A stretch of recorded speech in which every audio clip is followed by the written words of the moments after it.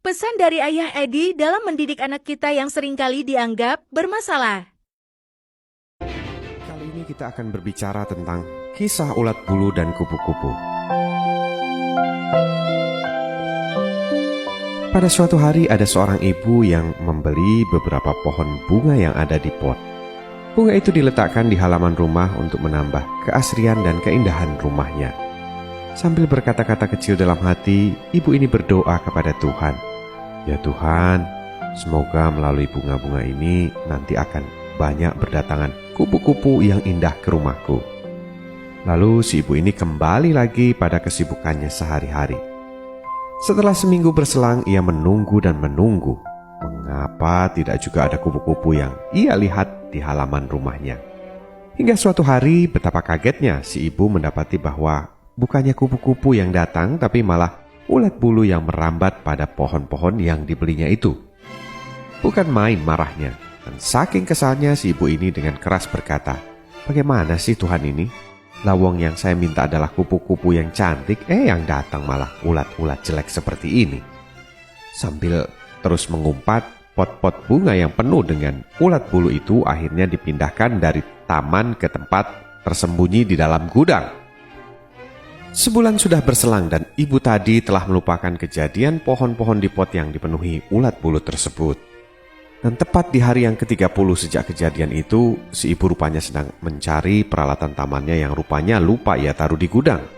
Dan ketika ia membuka pintu gudang, betapa kagetnya ia melihat begitu banyak kupu-kupu yang berwarna-warni dan sangat indah memenuhi gudang tersebut. Kupu-kupu itu satu demi satu mulai berterbangan keluar pada saat pintu gudang dibuka, untuk mencari bunga-bunga di sekitarnya.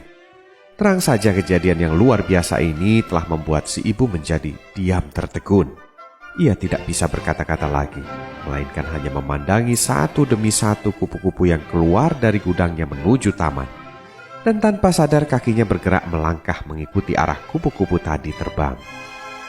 "Alangkah indahnya tamanku saat ini," si ibu berujar dalam hati.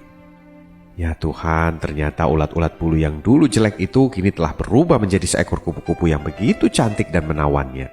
"Seandainya saja dulu aku tahu," katanya dalam hati, "mungkin aku tidak akan pernah mengeluh dan merasa terusik dengan keberadaan mereka." Wahai para orang tua yang berbahagia dimanapun Anda berada, begitulah kita para orang tua dan guru pada umumnya. Seringkali melihat dan menilai anak-anak kita bak ulat bulu yang mengganggu dan membuat kita gatal untuk selalu mengeluh, marah, dan berusaha untuk menyingkirkan mereka. Anak kita tidak ubahnya seperti ulat-ulat bulu yang seringkali dinilai berdasarkan sisi negatifnya saja. Padahal di balik itu semua ada sebuah proses metamorfosis yang tersembunyi. Sisi indah yang kelak akan dimunculkannya saat mereka dewasa. Saya sering mendengar banyak orang tua dan guru yang mengeluh anaknya yang katanya hiperaktif dan tidak mau diam atau tidak bisa tenang. Padahal sesungguhnya kelak anak-anak ini akan menjadi orang yang sangat dinamis. Kelak anak-anak ini akan mampu mengerjakan berbagai tugas dalam waktu bersamaan, atau malah memimpin lebih dari satu perusahaan tanpa merasa kesulitan sama sekali. Ada juga orang tua yang mengeluh anaknya yang katanya keras kepala dan susah sekali diatur. Padahal sesungguhnya kelak anak-anak semacam ini akan menjadi pimpinan-pimpinan organisasi atau perusahaan yang sangat berhasil dengan peningkatan karir yang sangat signifikan. Atau ada juga orang tua yang mengeluh anaknya yang katanya pemalu dan sulit sekali bergaul. Ia lebih suka menyendiri melakukan sesuatu di kamar dan anaknya katanya cengeng sekali. Padahal sesungguhnya kelak anak-anak semacam ini akan menjadi anak-anak yang sangat unggul di bidang sains teknologi, atau bisa juga menjadi seorang seniman-seniman yang berkelas dunia. Mereka adalah anak-anak yang peka dan penuh cinta kasih terutama pada orang tuanya. Lain lagi, misalnya ada orang tua yang mengeluhkan anaknya terlalu cerewet dan tidak tahu malu katanya, bahkan cenderung malu-maluin. Padahal sesungguhnya kelak anak-anak ini akan menjadi orang-orang yang terkenal karena kemampuan tampilnya di depan umum dan keberaniannya untuk berekspresi.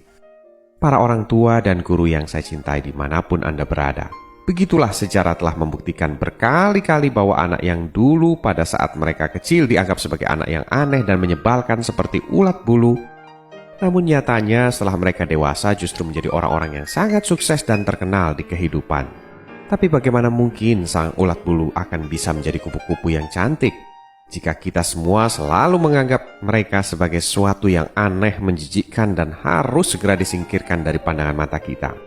Para orang tua dan guru yang saya cintai, dimanapun Anda berada, sesungguhnya begitu banyak anak-anak Indonesia yang mengalami nasib yang mirip seperti ulat-ulat bulu tadi, dan mereka selalu dianggap sebagai anak bermasalah, sehingga mereka tidak memiliki kesempatan untuk bermetamorfosis menjadi seekor kupu-kupu yang indah.